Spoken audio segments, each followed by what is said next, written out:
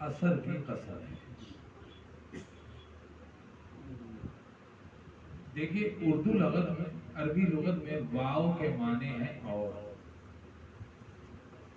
لیکن جب واو کے ساتھ الف اور لام لگ جائے تو واو کے معنی بدل کر اور کے قسم بن جاتا ہے. کہ والعصر قسم ہے عصر کی. اب عصر کے معنی بہت سے ہیں. کوئی کہتا ہے جی یہ زمانہ ہے کہ قسم کھائی ہے، کوئی کہتا ہے نماز عصر کی قسم کھائی ہے. کبھی بھی اتنے معنی نہ ہوتے اگر علم در آل محمد سے لیا ہوتا. جب دنیا اپنے ظرف اور کم علمی سے کوئی بات کرے گی یا کسی مطلب کو اپنے مطابق ڈھالنا چاہتی ہے تو معنی کو تبدیل کر دیتی ہے. اب خدا بند عالم ارشاد فرما رہا ہے والعصر، کہ قسم ہے زمانے کی، ان الانسان لفی خسر، کہ بے شک سارے انسان جو ہیں وہ خسارے میں. یعنی اللہ کہہ رہا ہے کہ جتنے بھی اس نے انسان پیدا کیے ہیں وہ سب خسارے میں ہیں. لیکن پھر فرما رہا ہے الا الذین، سوائے ان لوگوں کے جو ایمان لائے. پتا چلا انسان وہ کہہ رہا ہے خسارے میں ہے، لیکن جو ایمان لے آئے وہ خسارے سے باہر ہو گئے. وَعَمِلُوا الصَّالِحَاتِ، اور جنہوں نے نیک اعمال کیے، عمل کیے. پتا چلا کہ جو صاحب ایمان ہوگا وہ عمل نیک کرتا ہوگا، اور جو نیک عمل کر رہا ہے وہ اللہ کی نظر میں خسارے میں نہیں ہے. پھر کہا وَتَوَاصَوْا بِالْحَقِّ، اور وہ بھی خسارے میں نہیں ہے جو انسان دوسرے انسان کو حق و سچ کی تاکید کرتا ہے، تبلیغ کرتا ہے، بتاتا ہے. اور وَتَوَاصَوْا بِالصَّبْرِ، اور وہ بھی خسارے میں نہیں ہے جو ایک انسان دوسرے انسان کو صبر کی تلقین کرتا ہے، تاکید کرتا ہے. اب اللہ نے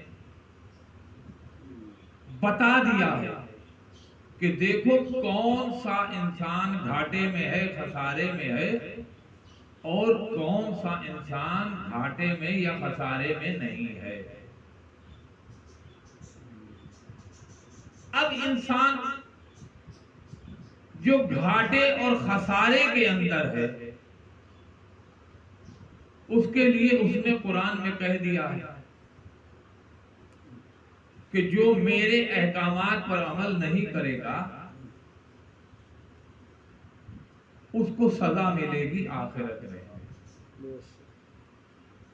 اور انسان جو اللہ کے احکامات پر عمل کر رہا ہے،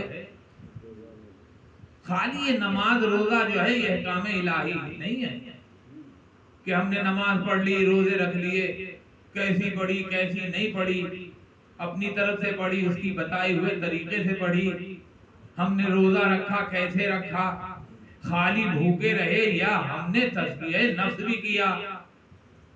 اگر احکام الہی کے مطابق اپنی زندگی کو گزارا ہے تو پھر انسان گھاٹے میں نہیں ہے. اور یہی انسان، ایک درود پڑھیے محمد علیہ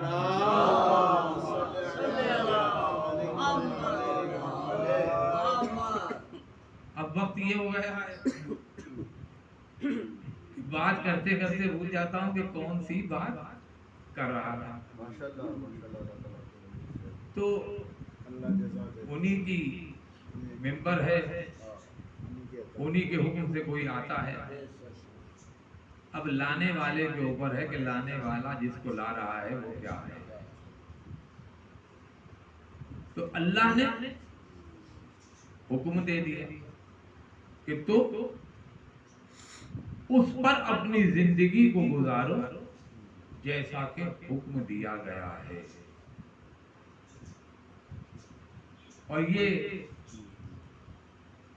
وہ محرم تھا، مجھے کچھ وہ مسائل تھے، موشن وغیرہ لگے تھے، تو وہ ڈاکٹر نے کوئی دوا بھی دی تھی. ان میں کوئی نیند کی دوا ہوتی ہے جس سے دماغ تو سو رہا ہوتا ہے لیکن انسان کی آنکھ کھلی ہوتی ہے. تو یاد نہیں رہتا کہ کیا ہے، لیکن مولا کا انشاءاللہ ذکر کر رہے ہیں. مولا ہی مدد کریں گے. درود پڑھیے محمد دورے ہود اور دورے سعود، دورے ہود اور دورے سعود، بڑھ گیا دورے یزید سے، بڑھ گیا دورے یزید سے. دنیا کو آج پھر حضرت حسین کی، دنیا کو آج پھر حضرت حسین کی. ہم کیوں نہ کہیں لبیک یا حسین، لبیک یا حسین، لبیک یا حسین، لبیک یا حسین. ایک درود پڑھیے محمد. حسینی بھائی کی صحت و سلامتی کے لیے بآواز بلند صلوات. اللہم صلی علی محمد و آل محمد. کہ اللہ کہہ رہا ہے کہ جو میرے احکامات کے مطابق اپنی زندگی کو، اپنے عمل کو، کردار کو، جو میں نے اپنے بھیجے ہوئے نمائندوں کے ذریعے تمہیں بتایا ہے، اگر گزارا ہے تو تم کامیاب زندگی گزارو. ماشاءاللہ ماشاءاللہ. اور جب انسان نے کامیاب زندگی گزار لی تو ہر بندہ جو ہے، ہر مذہب کا، ہر ملت کا، وہ نجات پا جائے گا.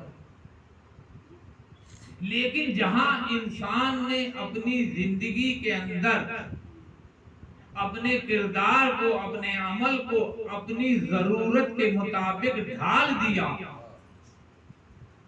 وہاں پر انسان احکام الہی پر عمل نہیں کر رہا. اب اگر وہ نماز پڑھ رہا ہے، روزہ رکھ رہا ہے، اس لیے کہ لوگ کہیں نمازی ہے، لوگ کہیں روزہ دار ہے، تو یہ ریاکاری میں شامل ہے. اور معصوم فرماتے ہیں کہ ریاکار کا جو عمل ہے وہ اس کے منہ پر دے مارا جائے گا. اللہ نے ریاکاری کے لیے ہمیں خلق نہیں کیا، بلکہ اللہ کہتے ہیں خلقت الانس جن والانس الا ليعبدون. میں نے انسانوں اور جنوں کو خلق کیا ہے اپنی عبادت کے لیے. اب عبادت وہ نہیں ہوگی جو ہم چاہتے ہیں، عبادت وہی ہوگی جو وہ چاہتا ہے. اور یہ شیطان نے بتایا. جب اللہ نے کہا کہ میں آدم کے بدلے میں روح پھونکوں تو سجدے میں گر جانا، تو سارے ملک جو تھے فرشتے سجدوں میں گئے، ابلیس شیطان نہیں گیا. تو اللہ نے کہا کہ تو نے سجدہ کیوں نہیں کیا؟ تو پلٹ کر کہتا ہے میری عبادت میں فرق آتا ہے. تو اللہ نے پلٹ کر جواب دیا عبادت وہ نہیں ہے جو تو چاہتا ہے، عبادت وہ ہے جو میں چاہتا ہوں. سبحان اللہ، سبحان اللہ، سبحان اللہ.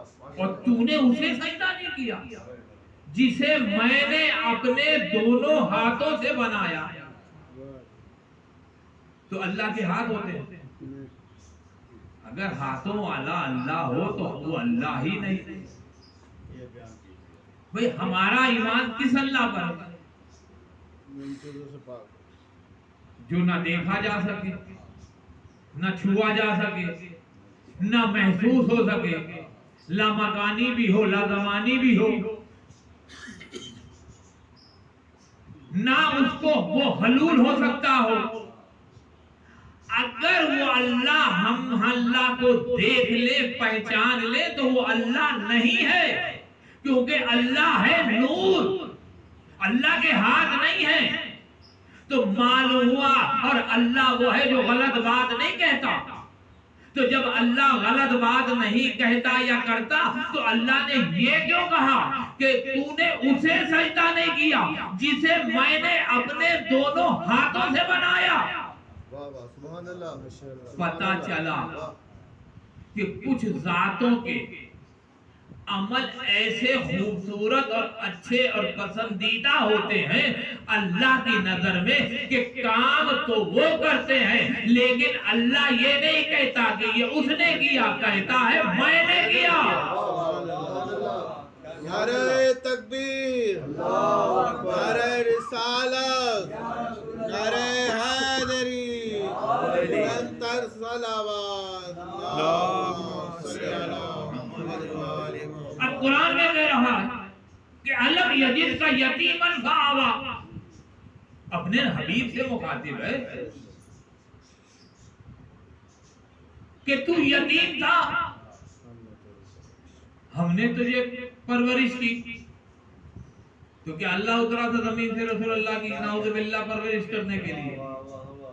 بھائی تاریخ اٹھا کر مسلمانوں کے دیکھ لیجئے، جو ابو طالب کو مسلمان مانتے ہیں یا نہیں مانتے ہیں، لیکن اس کے باوجود ہر کوئی یہ کہتا نظر آتا ہے کہ ابو طالب کی، رسول کی پرورش ابو طالب نے کی ہے۔ سبحان اللہ، سبحان اللہ، سبحان اللہ۔ اور یہ ابو طالب کا عمل اللہ کو اتنا پسند آیا۔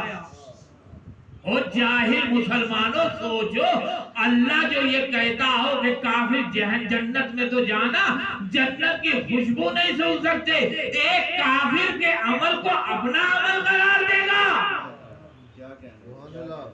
اللہ کہہ رہا ہے علم یجد کا یتیمن فآوا، اے میرے حبیب تیری پرورش، تو یتیم تھا، تیری پرورش ہم نے کی۔ جب ہم نے تاریخ اسلام کو اٹھا کر دیکھا تو ہر مرتبہ فکر نے یہی کہا کہ رسول کی پرورش جو ہے وہ ابو طالب نے کی، تو پتا چلا کہ ابو طالب ایمان کے اس درجے پہ تھا کہ اس کے عمل کو خدا اپنا عمل کہہ رہا ہے۔ سبحان اللہ، سبحان اللہ، سبحان اللہ، واہ۔ یہ ہے کہ اتنے اللہ کی مشیت کے اندر ڈوب جاؤ یا پے کرے خدا میں ایسا ڈھل جاؤ، سانچے الہیت میں ڈوب جاؤ کہ تمہارے ہر عمل کو خدا اپنا عمل کہے اور خالی عمل نہ کہے، بلکہ اپنی طاقت اسے دے کر کہے کہ یہ میری مشیت الہی کا مالک ہے۔ اگر یہ مردے کو ٹھوکر مار کر کہے اٹھ، تو اسے تن کہنے کی ضرورت نہیں ہے، مردہ اٹھ کر بیٹھ جائے گا۔ اور اگر کسی زندہ کا جنازہ پڑھا دے تو یہ نہ دعا کرے اے اللہ اس کی روح کو قبض کرو، ادھر اس نے نماز جنازہ کی نیت کی اور ملک الموت نے پڑھ کے اس کی روح کو قبض کر کے بتایا کہ دیکھو یہ ہے وہ ذات مشیت الہی کی کہ جو مظہر بن کر آئی ہے کہ جو یہ عمل کرتی ہے قرآن کا حصہ بنتی جاتی ہے۔ سبحان اللہ، سبحان اللہ، نعرہ حیدری۔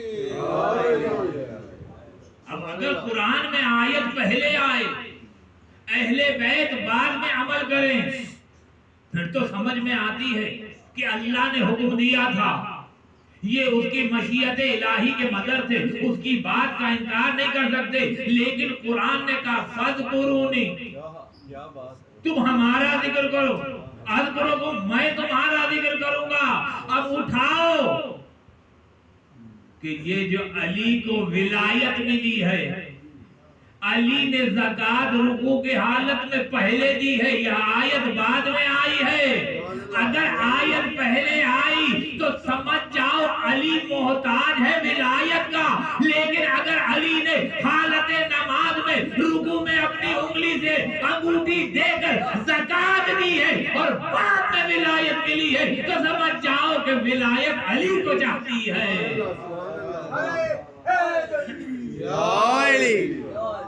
علی نماز پڑھ رہے تھے کہ وہ سائل آیا، سائل بھی کوئی دنیا والا نہیں تھا، جبرائیل جب بھی آتا ہے ان کے در پہ خادم بن کر آتا ہے، نماز پڑھ رہے ہیں۔ علی کی نماز ہماری جیسی نماز نہیں ہے کہ بھولی ہوئی چیزیں یاد آ جائیں، جہاں نماز ہو رہی ہے اور تمام بقایا دن کی پلاننگ بھی ہو رہی ہے۔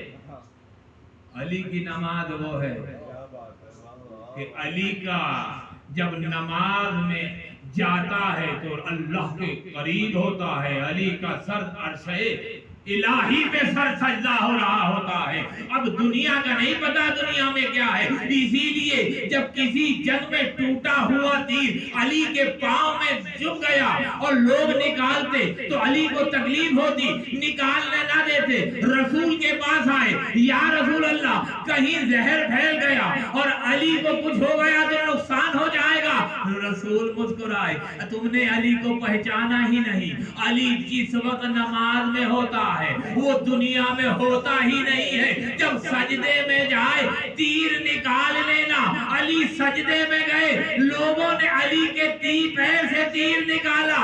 علی نے نماز ختم کی, مصلی پہ خون دیکھا, کہا یہ خون کہاں سے آیا؟ کہا یا علی وہ تیر جو آپ نکالنے نہیں دیتے تھے کہ تکلیف ہوتی ہے, ہم نے رسول کے کہنے پہ عالم سجدے میں وہ تیر نکالا. یہ ہے علی. سائل آیا, مسجد بھری ہوئی ہے, علی نماز پڑھ رہے ہیں. سائل نے آ کر آواز دی کہ مدد کرو. جو خود مال ختیجہ کھانے والے ہوں وہ کسی کی کیا مدد کریں گے؟ ان کی نظریں تو ہمیشہ مال غنیمتوں پہ رہتی تھی. جو خود یہ کہتے ہوں کہ اگر علی نے خیبر نہ فتح کیا ہوتا تو ہم زندگی بھر کبھی پیٹ بھر کے کھانا نہیں کھا سکتے تھے. آواز دی, کسی نے کوئی جواب ہی نہیں دیا. اس نے کہا شاید انہوں نے سنا نہیں. اس نے پھر آواز دی, ہے کوئی جو میری مدد کرے؟ سن سب رہے تھے, سن کر نہ سمجھ رہے تھے. وہ پھر خاموش. اب اس نے آسمان کی طرف اپنا چہرہ کیا. اے اللہ تیرے گھر پہ آیا تھا, تیرے مخلوق سے جو تیرے حبیب کی امت ہے اس سے سوال کیا, کسی نے کچھ نہیں دیا. جب 2 دفعہ سوال کیا, علی نماز پڑھ رہے تھے, علی نے نہیں سنا. لیکن جب اس نے آسمان کی طرف دیکھ کر اللہ سے مخاطب ہوا تو اس وقت علی تو اللہ کے قریب تھا. اب جو آواز سنی اپنی انگلی کا اشارہ کیا, سائل نے بڑھ کر انگوٹھی کو اتارا. واقعہ ہوا, چلے گئے. آیت نازل ہوئی. اب جب آیت نازل ہوئی تو رسول مسجد میں نہیں تھے, حجرے سے باہر آ رہا. جیسے ہی رسول آئے تو لوگوں نے اپنی طرف سے شکایت لگانی چاہیے. رسول نے کہا شکایت بعد میں لگانا, پہلے یہ بتاؤ کہ کون ہے وہ بندہ جس نے نماز میں زکات دی ہے. سارے بڑے خوش کہ اچھا رسول تک خبر پہنچ گئی. اب رسول علی کو کہیں گے کہ تمہاری نماز جو ہے وہ باطل ہو گئی. کہا یا رسول اللہ علی نے نماز میں, سائل نے آواز دی, انگلی کا اشارہ کیا اور سائل نے بھی آگے بڑھ کے انگوٹھی اتاری اور چلا گیا.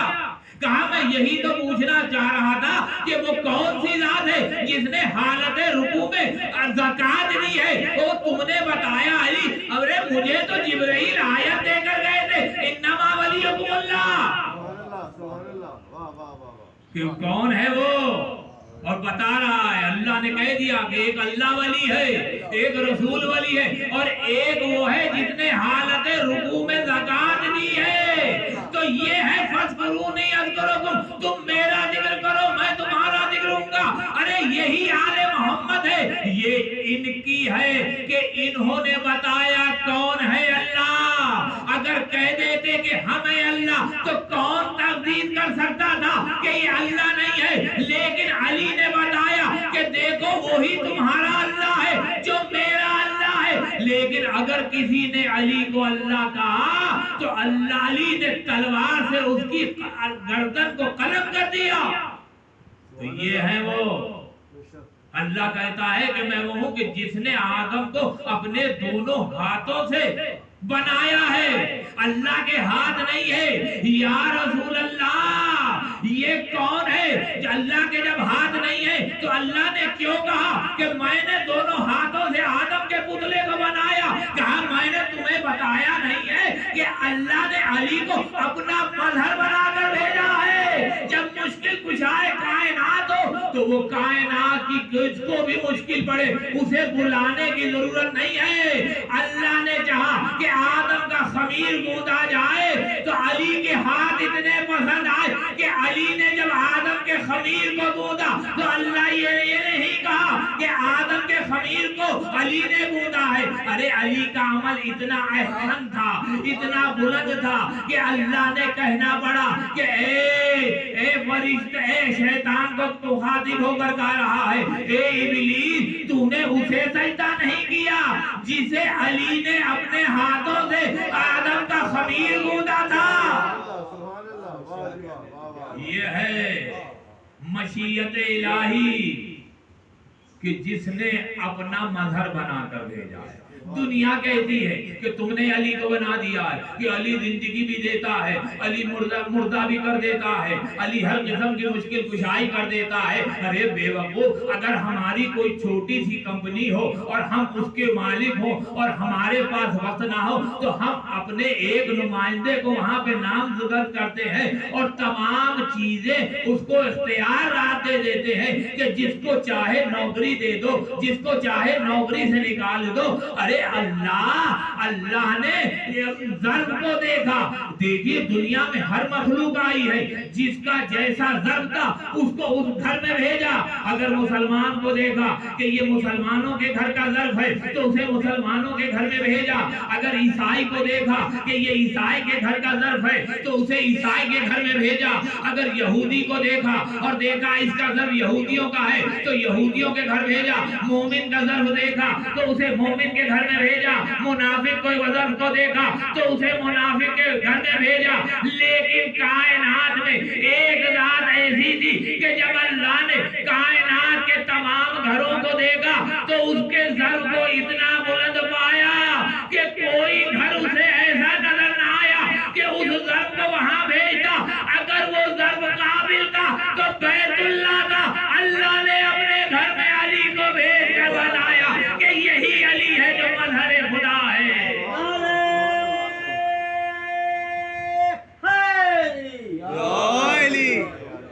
یہ ہے علی، یہ ہے مشکل کشا۔ دنیا کل تک کہتی تھی کہ علی مولا نہیں ہے، اب وہی لوگ کہتے ہیں کہ علی کو حضرت علی مت کہو بلکہ مولا علی کہو۔ کل تک کہتے تھے علی مشکل کشا نہیں ہے، آج علی یہی تو علی کا کمال ہے کہ علی کا دشمن بھی علی کے فضائل بیان کر دیتا ہے۔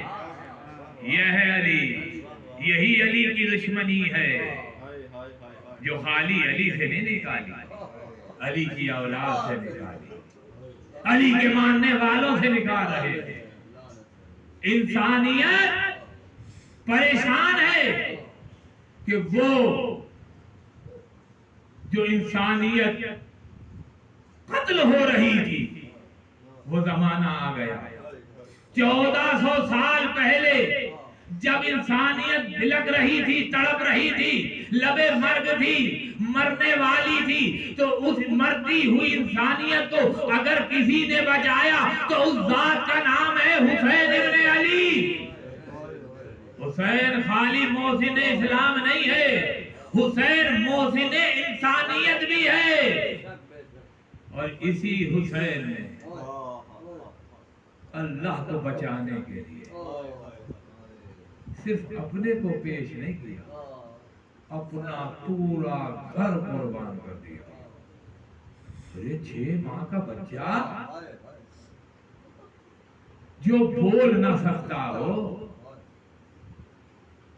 اسے بھی قربان کر دیا۔ بس اللہ تعالیٰ آسمان پہ محرم کا چاند نمودار ہو گیا۔ حسین 10 دن کے لیے ہمارے مہمان ہو گئے۔ 10 دن ہم حسین کو روئیں گے، رلائیں گے، اور اس ماں دکھیاری کو پرسا دیں گے جس نے حسین کو چکیا پیس پیس کے بالا تھا۔ اے بی بی اپنے حسین کا پرسا لو، ہم تیرے حسین کی پیار پہ آج تک رو رہے ہیں اور کہتے ہیں کہ کاش ہم اس وقت ہوتے تو اپنی جانوں کو تیرے لال میں قربان کر دیتے۔ عزادارو، محرم کا چاند نکل آیا، ہم تو چاند دیکھتے ہیں یا ہمیں حکومت بتاتی ہے کہ چاند ہو گیا ہے، اور مدینے والے کچھ اور کہتے تھے۔ وہ کہتے تھے کہ جب ہمیں امام جعفر صادق کے گھر سے رونے اور چیخنے کی آوازیں بلند ہوتی تھی، ہم سمجھ جاتے تھے آج محرم کی پہلی تاریخ آ گئی ہے۔ اور میرا امام کہتا ہے کہ دیکھو میرے جد حسین کو ایسے رویا کرو، ارے جیسے بوڑھی ماں اپنے جوان بیٹے کو روتی ہے۔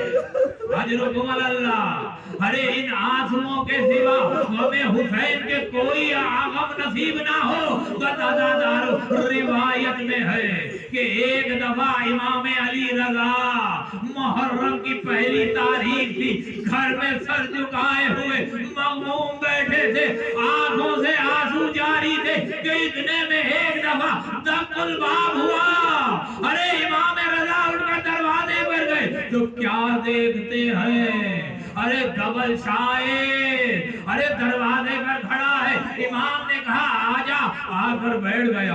ارے میرا مولا امام رضا کہتا ہے اے دبل تم تو شاعر ہو، کیا معلوم ہے آج محرم کی پہلی تاریخ ہے؟ کہا مولا جانتا ہوں اسی لیے آیا ہوں۔ کہا اے دبل یہ بتا کیا تو نے میرے جد کے اوپر کوئی مرثیہ کہا ہے؟ تو رو کر دبل کہتا ہے مولا ارے مرثیہ کہا ہے تو آیا ہوں۔ کہا اچھا تو نے میرے جد پر مرثیہ کہا ہے؟ کہا جی مولا۔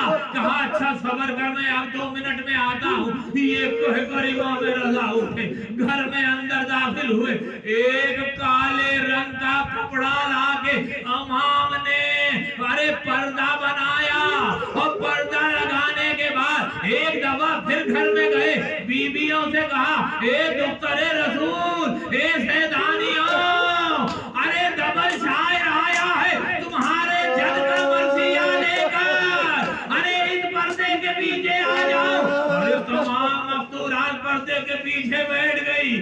ارے امام ارے دبل کے پاس آئے، کہا مرثیہ سناؤ۔ ارے اس نے مرثیہ شروع کیا، مرثیہ پڑھتے پڑھتے کہتا ہے اے مولا ارے یہ زمین آسمان کے ستارے زمین پر بکھرے ہوئے ہیں، کوئی مدینے میں سو رہا ہے، ارے کوئی نجف میں سو رہا ہے، کوئی بغداد میں سو رہا ہے، ارے روتے جا رہے ہیں، ارے حسین پہ ماتم ہو رہا ہے۔ آخر میں جب وہ مرثیہ ختم کرنے لگا تو امام رضا نے کہا اے دبل رک جا، ایک مصرع اس میں بدل دے، ڈال دے اور کہہ دے کہ قبر مرد دور، ارے ایک وہ بھی ہے جو تنہا عرض دور پہ غریب الغربا سو رہا ہے۔ ارے امام کا شیر تھا، اس نے داخل کیا، مرثیہ ختم کیا، دبل نے ہاتھوں کو جوڑا، مولا آپ کے پرانا گھر کا نمک خوار ہوں، محبت کرنے والا ہوں، مجھے معلوم ہے کربلا میں کون دفن ہے، مجھے معلوم ہے مدینے میں کون کون دفن ہے، مجھے معلوم ہے کہ نجف میں کون دفن ہے، ارے مجھے یہ بھی معلوم ہے کہ بغداد میں کون دفن ہے۔ یعنی کہ امام موسیٰ کاظم کی شہادت کے بعد دبل نے یہ مرثیہ کہا ہے، لیکن مولا سب کی قبروں کا پتہ ہے، مجھے یہ نہیں پتا عرض دور پر کون سو رہا ہے۔ کہا اے دبل میں اپنی شہادت کی تمہیں مخبری کر رہا ہوں، ارے وہاں پر میری قبر ہوگی، میں تن تنا ہوں گا۔ بس یہ سننا تھا کہ دبل نے ایک دفعہ ارے پھر یہ اشعار پڑھے، ارے شہادت کی خبر ارے بیویوں نے سن لی تھی. اب جیسے ہی ڈبل نے دوبارہ مصرع کہا کہ ایک وہ ہے جو عرض دودھ میں دو رہا ہے, ابھی اتنا ہی کہا تھا ایک کنیز دوڑتی آئی, اے ڈبل خاموش ہو جا. ارے امام رضا کی بہن بے ہوش ہو گئی. میں ہاتھوں کو جوڑ کر کہوں گا اے معصوم قوم, آپ کا بھائی آپ کے سامنے زندہ سلامت ہے, صرف اپنی شہادت کی خبر دی تھی, آپ میں ہوش ہو گئی. ارے کربلا میں آئیے, ارے زینب کلثوم کی خدمت, ارے اپنے آنکھوں سے دیکھا بھائی کا سر نو کے نیزہ پہ سوار ہے. شہادت حسین کے بعد ارے خیموں کو آگ لگا دی, چادروں کو چھین لیا, ہاتھوں کو رسن سے باندھ دیا, اونٹوں پہ سوار کیا جن پہ پلان نہیں تھے. ارے ظلم کی انتہا دیکھی, اس قابلے کو مقتل سے گزارا. ارے جب زینب نے دور سے بھائی کی لاش کو دیکھا, اپنے ہاتھ کو اونٹ سے گرایا. ارے عباس جب گھوڑے سے گرے تھے ہاتھ کٹے ہوئے تھے, منہ کے بل زمین پہ گرے تھے. ہائے در زینب کے ہاتھ بچے ہیں, اونٹ سے زمین پہ آئی, منہ کے بل آئی, بھائی کے لاشے کے پاس آ کر کہتی ہے اے حسین انت اخی الحسین, کیا تو ہی میرا بھائی حسین ہے؟ ارے جسے میری ماں نے چکیا پیر کے بالا تھا, مدینے کی طرف منہ کیا, اے نانا ارے کربلا میں آؤ, تمہارا بیٹا حسین جسے تم کندھوں میں مدینے میں گھمایا کرتے تھے, ارے ان کی لاش ارے برہنہ میں کبوے غسل و کفن زمین کربلا میں پڑی ہوئی ہے. اتنے میں ارے زینب کی نظر اپنے بھتیجے سید سجاد پہ پڑی جو زنجیروں سے جھگڑا ہوا تھا. دیکھا سجاد کا چہرہ سفید ہے, روح جسم سے پرواز کرنے والی ہے. زینب نے تڑپ کر کہا اے بیٹا سجاد, ارے اپنے کو سنبھالو, ابھی بہت صبر باقی ہے. ارے سجاد کی چیخیں نکل گئی, اے بوبی اماں, ارے جس کا جوان بیٹا ہو اس کے باپ کی لاش بے گورو کفن کربلا میں پڑی ہے.